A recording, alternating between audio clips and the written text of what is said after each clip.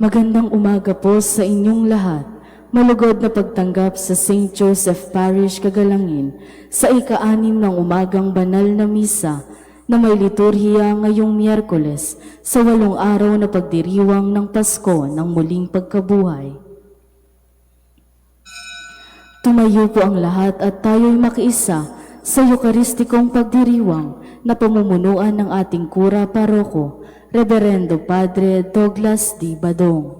Magpuri kayo sa Panginoong Diyos, lahat ng santinakpan.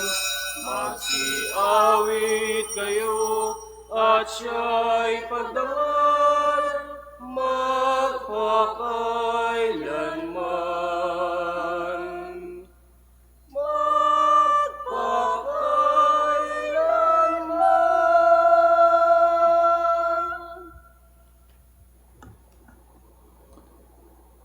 Sa ngalan ng Ama at ng Anak at ng Espiritu Santo. Amen.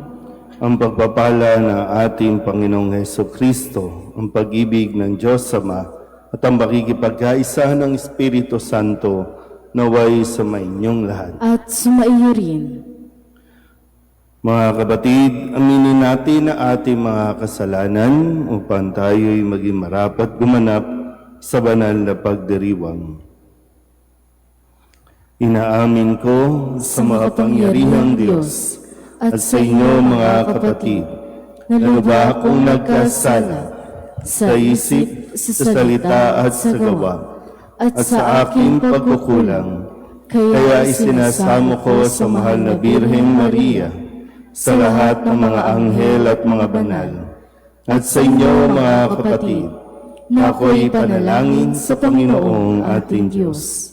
Kaawaan tayo ng makapangyarihang Diyos, patawarin tayo sa ating mga kasalanan at patnubayan tayo sa buhay na walang hanggan. Amen. Panginoon, kaawaan mo kami. Panginoon, kaawaan mo kami. Kristo, kaawaan mo kami. Kristo, kaawaan mo kami. Panginoon, kaawaan mo kami. Panginoon, kaawaan mo kami. Papuri sa Diyos sa kaitaasan at sa lupa'y kapayapaan sa mga taong kinalulugdan niya. Pinupuri ka namin, dinarangal ka namin, sinasamba ka namin, ipinagbubunyi ka namin, pinasasalamatan ka namin, dahil sa dakila mong angking kapurihan. Panginoong Diyos, Hari ng langit, Diyos amang makapangyarihan sa lahat, Panginoong Hesukristo, bugtong na anak, Panginoong Diyos, Kordero ng Diyos, Anak ng Ama, Ikaw na nag-aalis ng mga kasalanan ng sanlibutan, maawa ka sa amin. Ikaw na nag-aalis ng mga kasalanan ng sanlibutan, tanggapin mo ang aming kahilingan. Ikaw na naluluklok sa kanan ng Ama, maawa ka sa amin. Sapagkat Ikaw lamang ang banal, Ikaw lamang ang Panginoon, Ikaw lamang, O Hesukristo, ang kataas-taasan, kasama ng Espiritu Santo, sa kadakilaan ng Diyos Ama. Amen. Manalangin tayo. Ama naming makapangyarihan, kami pinaliligaya mo taon-taon sa pagdiriwang sa Pasko ng pagkabuhay ng Panginoon naming mahal. Ipagkaloob mong ang pagdiriwang namin dito sa lupang ibabaw ay magpagindapat na kami sumapit sa ligayang pangmagpakailanman sa pamamagitan ni Hesukristo kasama ng Espiritu Santo magpasawalang hanggan. Amen.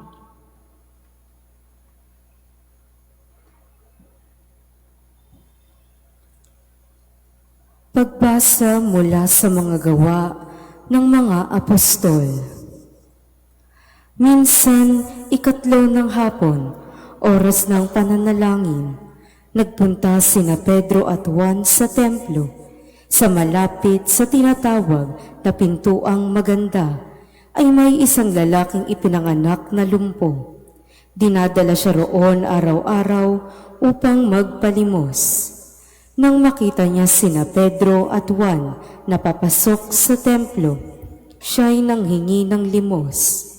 Tinignan siya ng dalawa at sinabihan ni Pedro, "Tumingin ka sa amin." Tumingin nga siya sa pag-asang siya'y lilimusan. Ngunit sinabi ni Pedro, "Wala akong pilak o ginto, subalit may iba akong ibibigay sa iyo. Sa ngalan ni Jesucristong taga Nazaret, lumakad ka." Hinawakan niya sa kanyang kamay ang lumpo at itinindig. Pagdakay, lumakas ang mga paa at bukong-bukong ng lalaki. Ito'y napalukso at nagsimulang lumakad. Palukso-lukso siyang pumasok sa templo kasama nila at masayang nagpuri sa Diyos. Nakita ng lahat na siya'y lumalakad at nagpupuri sa Diyos. Nangigilalas sila nang makilala nilang siya ang pulubing dating nakaupo sa pintuang maganda ng templo. Ang salita ng Diyos. Salamat sa Diyos. Diyos ay dapat parangalan ng banal niyang sambayanan. Diyos ay dapat parangalan ng banal niyang sambayanan. Dapat na ang Diyos, itong Panginoon, ay pasalamatan. Ang kanyang ginawa sa lahat ng bansay dapat ipaalam.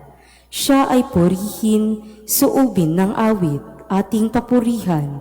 Ang kahangang-hangang mga gawa niya'y dapat na isaysay. Diyos ay dapat parangalan ng banal niyang sambayanan.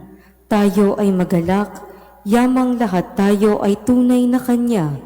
Ang Kanyang pangalan, ang pangalang banal, napakadakila. Lahat ng may nais maglingkod sa poon, dapat na magsaya. Siya ay hanapin at ang Kanyang lakas ay siyang asahan. Siya ay hanapin upang mamalagi sa Kanyang harapan. Diyos ay dapat parangalan ng banal niyang sambayanan.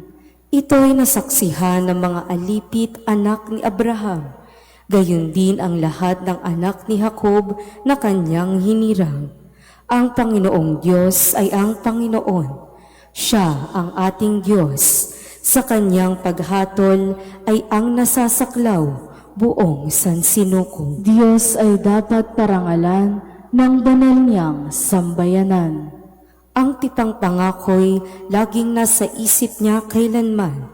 Ang mga pangakong kanyang binitawan sa lahat ng angkan. Ang tipan ng Diyos ay unang ginawa niya kay Abraham at may pangako ring ginawa kay Isaac na lingkod na mahal. Diyos ay dapat parangalan ng banal niyang sambayanan. Tatayo na po ang lahat.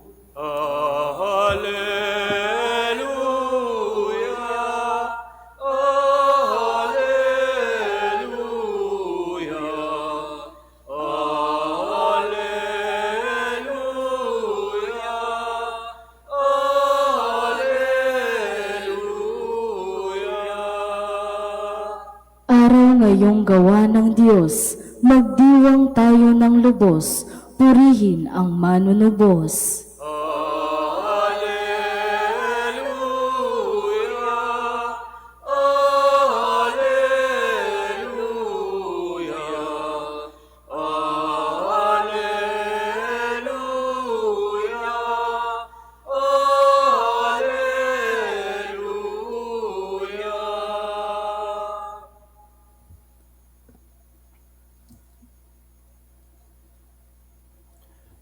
Sumainyo ang Panginoon. At sumaiyo rin. Ang mabuting balita ng Panginoon ayon kay San Lucas. Papuri sa iyo, Panginoon. Nang araw ding iyon, ang dalawa sa mga alagad ay patungo sa isang nayong tinatawag na Emmaus. May 11 kilometro ang layo sa Jerusalem. Pinag-uusapan nila ang mga pangyayari. Samantalang nag-uusap sila at nagtatanungan, lumapit sa Jesus at nakisabay sa kanila. Siya'y nakita nila, ngunit hindi nakilala agad. Tinanong sila ni Jesus, Ano ba ang pinag-uusapan ninyo? At tumigil silang nalulumbay. Sinabi ng isa na ang ngalay Cleopas, "Kayo lamang po yata ang dayuhan sa Jerusalem na hindi nakaalam sa mga bagay na katatapos pa lamang nangyari roon."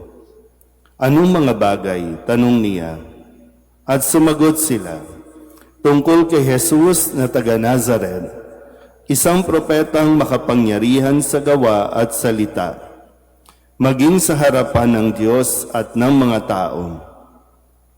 Isinakdal siya ng aming mga punong saserdote at mga pinuno upang mahatulang mamatay, at siya ay ipinako sa krus. Siya pa naman ang inaasahan naming magpapalaya sa Israel.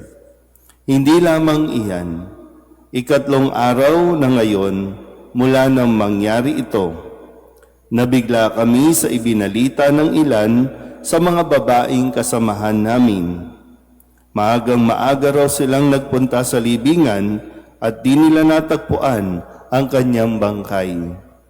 Nagbalik sila at ang sabi, nakakita raw sila ng isang pangitain, mga anghel na nagsabing, buhay si Jesus. Pumunta rin sa libingan ang ilan sa mga kasama namin at gayon nga ang natagpuan nila, ngunit hindi nila nakita si Jesus. Sinabi sa kanila ni Jesus, "Kay hahangal ninyo, ano't hindi ninyo mapaniwalaan ang lahat ng sinabi ng mga propeta? Hindi ba't ang Mesiyas ay kailangang magbata ng lahat ng ito bago niya kamtan ang kanyang marangal na katayuan?" At ipinaliwanag sa kanila ni Jesus ang lahat ng nasasaad sa kasulatan tungkol sa kanyang sarili, simula sa mga aklat ni Moises hanggang sa sinulat ng mga propeta. Malapit na sila sa nayong kanilang patutunguhan at si Jesus ay waring magpapatuloy pa ng lakad. Ngunit siya'y pinakapigil-pigil nila. "Tumuloy na po kayo rito sa amin," anila, "sapagkat palubog na ang araw at dumidilim na." Kaya't sumama nga siya sa kanila. Nang siya'y kasalo na nila sa hapag, lumampot siya ng tinapay at nagpasalamat sa Diyos. Saka pinaghati-hati at ibinigay sa kanila. Nabuksan ang kanilang paningin at nakilala nila si Jesus. Subalit ito'y biglang nawala. At nawika nila, "Kaya pala gayon ang pakiramdam natin habang tayo'y kinakausap sa daan at ipinapaliwanag sa atin ang mga kasulatan." Noon di tumindig sila at nagbalik sa Jerusalem. Naratnan nilang nagkakatipon ang 11 at ang ibang mga kasama nila na nag-uusap-usap. Muling ang nabuhay ang Panginoon, napakita kay Simon. At isinalaysay naman ng 2 ang nangyari sa daan at kung paano nila siyang nakilala ng paghati-hatiin niya ang tinapay.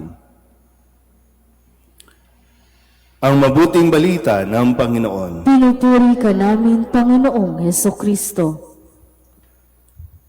Isang magandang umaga po sa inyong lahat. Ngayon po ay Miyerkules sa 8 araw na pagdiriwang ng Pasko ng Pagkabuhay. 3 araw na po natin naririnig ang kwento ng pagpapakilala at pagpapakita ng ating Panginoong Hesukristo matapos na siya ay muling mabuhay. At dito po kung titingnan natin ay pinapawi mismo ni Jesus ang kalituhan, ang kalungkutang namamayani o mga nararamdaman ng mga alagad nitong magkasunod na araw sa mga kababaihan, at dito rin niya binigyan ng misyon ang mga kababaihan na magtungo at ipahayag ang kanyang pagkabuhay, at sinabi nilang nakita nila ang Panginoon. At ngayon may 2 alagad na patungo sa Emmaus mula sa Jerusalem. Sila ay lumabas at kung maalala niyo po, sa Jerusalem, dito nangyari ang lahat. Maganda yung sinabi nung mga alagad, no? Sabi, siya pa naman ang inaasahan namin. Pero yun nga po, no, namatay at hindi nila maunawaan kung bakit ito nangyari. Pero dito po, nawa mas makita natin yung paanyaya sa atin na yung kahalagahan po na naproproseso natin ang atin pong nararamdaman. Ang mahirap kasi kung, halimbawa lang po, no, namatayan ka, nawalan ka ng trabaho, bumagsak ang negosyo mo, lalo pa ngayon, no? Magkano na ang gasolina? 150. Ang yaman na natin, di ba, no? Ang yaman na natin para ma-afford yan. So maraming nangyayari na hindi natin nauunawaan at lalong hindi natin naunawaan ito dahil ang ilan sa mga ginagawa natin, tumakas, lumayo, imbis na harapin, lumalayo tayo at lalong-lalo na nananahimik tayo. Yun yung, ito no, yung isa yung pinaka-number 1, nananahimik tayo kapag mayroon kang nararamdaman o nararanasan. Ayaw mong magsalita. Kaya nga itong proseso na ginawa ni Jesus sa 2 alagad, tinanong niya, ano ba nangyari? Sa umpisa, ayaw pa nilang magsalita, pero sa pangalawang pagkakataon na sinabi niya at tinanong niya, ano bang nangyari? At doon, no, binuksan nila ang kanilang sarili, ikinuwento ang mga pangyayari hanggang sa yung kahapon na nakita ng ng kababaihan ang kanyang pagkabuhay. So yung proseso, unti-unti, lumuluwag ang kanilang pakiramdam, unti-unti naiintindihan na nila hanggang sa lalo tigit nang makilala nila si Kristo, naging malinaw ang lahat. So sana po, no, di ko alam kasi ang isa sa mga nagiging comfort zone natin, yung manahimik. Yung ayaw mong ikwento. O ano bang karanasan mo? Anong naranasan mo? Kahit anong pait yan. Minsan yung sabihin na tabi-tabi lang po, no? Kung sakaling naabuso ka, na hanggang ngayon ayaw mong ikwento kasi masaklap, masakit. Ikwento mo nang sa ganon, mas maging maluwag sa iyong kalooban. Paano ka ba nabaon sa utang? Paano ka nalulun sa bisyo? Ikwento mo. Kasi paano ka namin din maintindihan? Paano ka maintindihan din ng mga tao sa paligid mo? Bagaman, hindi mo naman kinakailangan mag-explain sa lahat, pero kailangan mo maintindihan yung sarili mo. Humanap ka ng tamang tao na pagsasabihan, just to express minsan, no? Just to express, and then, idaan mo sa dasal, and lahat magiging maliwanag na. Pero kung patuloy kang mananahimik, patuloy kang lalayo, patuloy mo lang din pahihirapan ang iyong sarili. Ang gusto ni Kristo, mapalaya tayo mula sa kalungkutan nang sa ganon, maipagpatuloy natin ang ating mga misyon. Amen.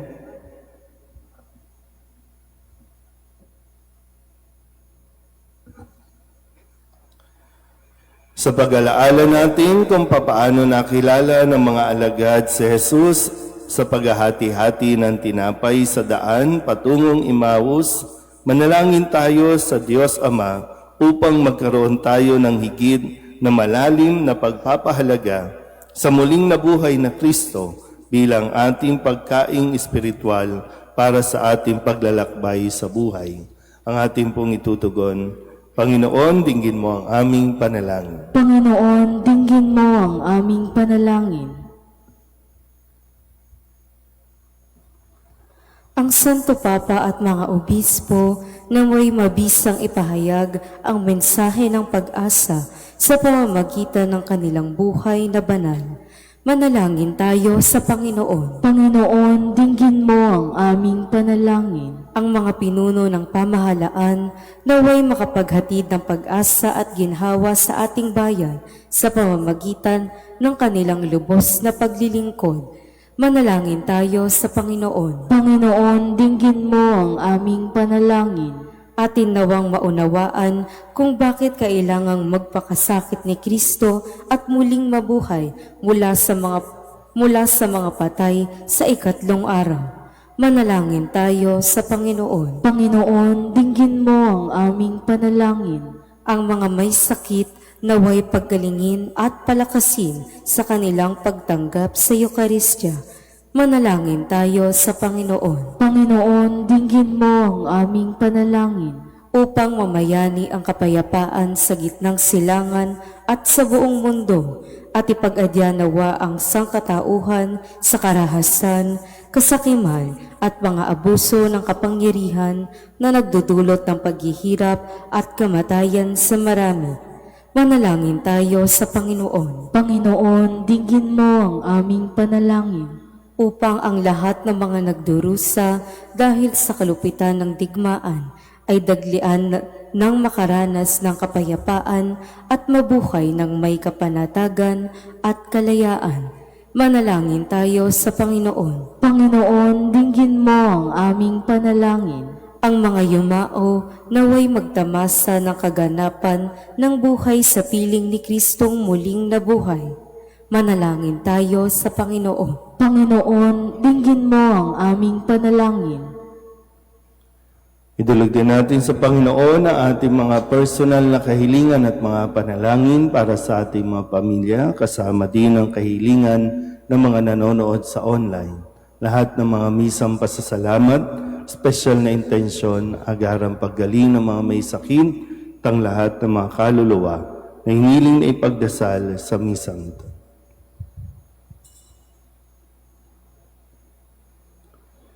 Ang lahat ng ito inihiling namin sa ngalan ni Kristo, ang aming Panginoon. Amen. Handog namin sa iyo, Ama, ang tinapay at alak na ito. Handog ng bayang umaasa, sumasambat nagmamahal sa'yo. Handog namin sa iyo, Ama, ang tinapay at alak na ito. Handog ng bayang umaasa, sumasambat nagmamahal sa'yo. Manalangin kayo mga kapatid upang paghahain natin ay kalugdan ng Diyos Amang makapangyarihan. Tanggapin nawa ng Panginoon itong paghahain sa iyong mga kamay, sa kapurihan niya at karangalan sa ating kapakinabangan at sa buong sambayanan niyang banal. Ama naming lumikha, tanggapin mo ang paghahain, sumasagip sa sanlibutan at kasihan mong papakinabangin ang buo naming katauhan sa iyong pagliligtas sa pamamagitan ni Jesucristo kasama ng Espiritu Santo magpasawalang hanggan. Amen. Sumainyo ang Panginoon. At sumaiyo rin, Itaas sa Diyos ang inyong puso at diwa. itinaas na namin sa Panginoon. Pasalamatan natin ang Panginoong ating Diyos. Marapat na siya ay pasalamatan. Ama naming makapangyarihan, tunay ngang marapat na ikaw ay aming pasalamatan, lalo ngayong ipinagdiriwang ang paghahain ng Mesiyas, ang maamong tupa na tumubos sa aming lahat. Ang iyong anak na minamahal ay naghain ng sarili niyang buhay. Siya ang tupang maamong umako sa kaparusahan upang mapatawad ang kasalanan ng sanlibutan. Sa pagkamatay niya sa banal na krus, ang kamatayan namin ay kanyang nilupig. Sa pagkabuhay niya bilang manunubos, pag-asa at pagkabuhay ay aming nakamit. Kaya kaysa ng mga anghel na nagsisiawit ng papuri sa iyo, nang walang humpay sa kalangitan, kami nagbubunyi sa iyong kadakilaan. Santo, Santo, Santo, Panginoong Diyos ng mga hukbo, napupuno ang langit at lupa ng kadakilaan mo, o sana sa kaitaasan, pinagpala ang naparirito sa ngalan ng Panginoon, o sana sa kaitaasan. Ama naming banal, ikaw ang bukal ng tanang kabanalan, kaya't sa pamamagitan ng iyong Espiritu, gawin mong banal ang kaloob na ito upang para sa aming maging katawan at dugo ng aming Panginoong Hesukristo. Bago niya pinagtiis ang kusang loob na maging handog, hinawakan niya ang tinapay, pinasalamatan kaniya, pinagati-hati niya iyon, iniabot sa kanyang mga alagad at sinabi, "Tanggapin ninyong lahat ito at kanin, ito ang aking katawan na ihahandog para sa inyo."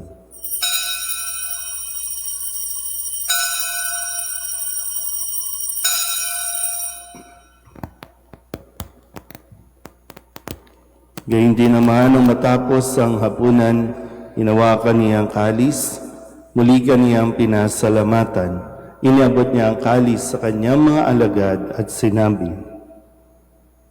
"Tanggapin ninyong lahat ito at tinumin. Ito ang kalis ng aking dugo ng bago at walang hanggang tipan.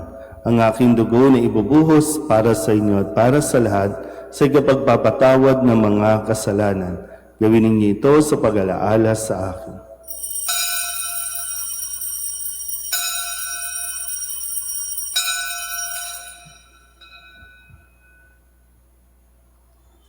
Ipagbunyi natin ang misteryo ng pananampalataya. Si Kristo'y namatay, si Kristo'y nabuhay, si Kristo'y babalik sa wakas ng panahon.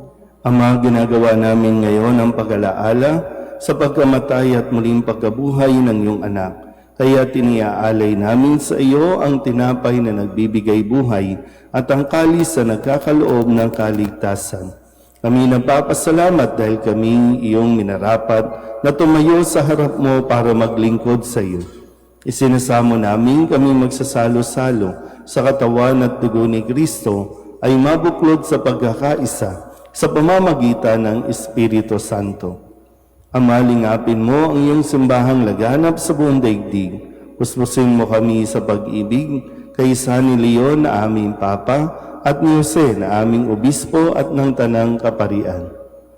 Alalahanin mo rin ang mga kapatid naming nahimlay na may pag-asang sila'y muling mabubuhay, gayon din ang lahat ng mga pumanaw.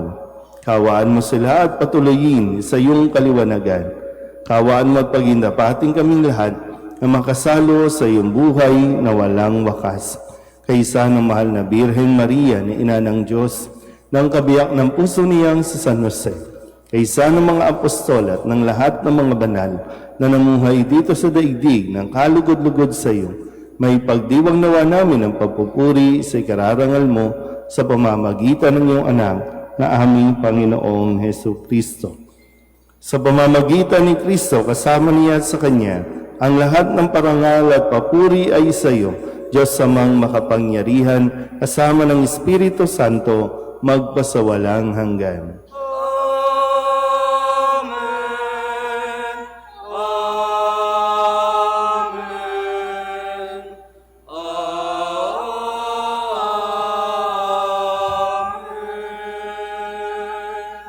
Sa tagabili ng mga nakagagaling na utos at turo ni Jesus sa Panginoon namin na Diyos, ipahayag natin ang lakas loob. Ama namin, sumasalangit ka, sambahin ang ngalan mo, mapasa amin ang kaharian mo, sundin ang loob mo, dito sa lupa para ng sa langit.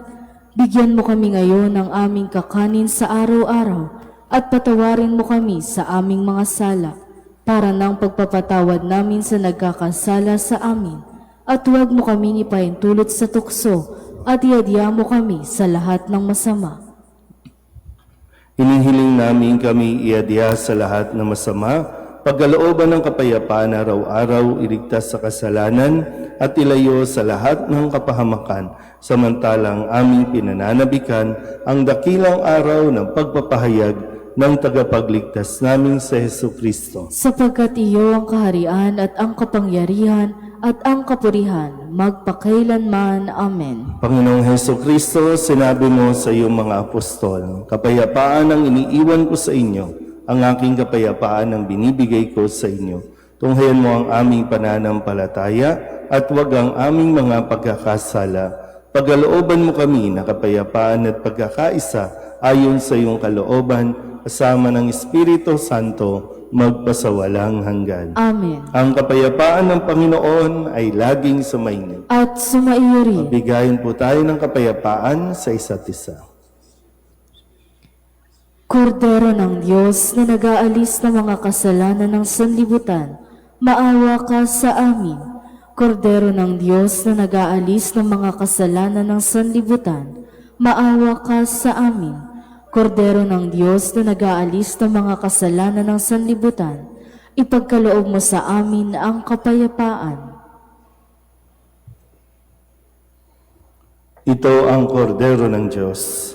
Ito ang nag-aalis ng kasalanan ng sanlibutan.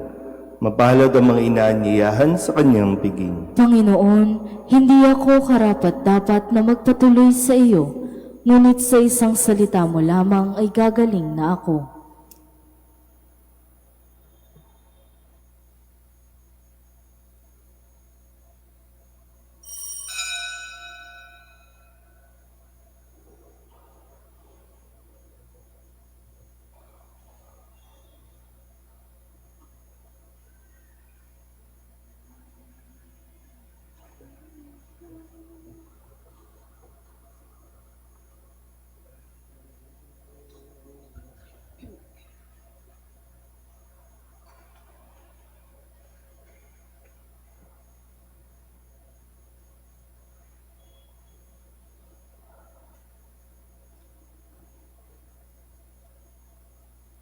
Magsiluhod po ang lahat.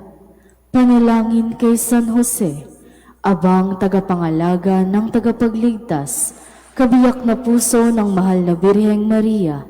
Sa iyo ipinagkatiwala ng Diyos ang kaisa-isa niyang anak. Sa iyo nagtiwala si Maria.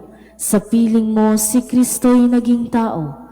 Maging ama ka rin sa amin, pinagpalang Jose, at gabayan mo kami sa landas ng buhay. Ihingi mo kami ng biyaya, awa at tapang, at ipagtanggol kami sa lahat ng masama. Amen. Magsitayo po ang lahat.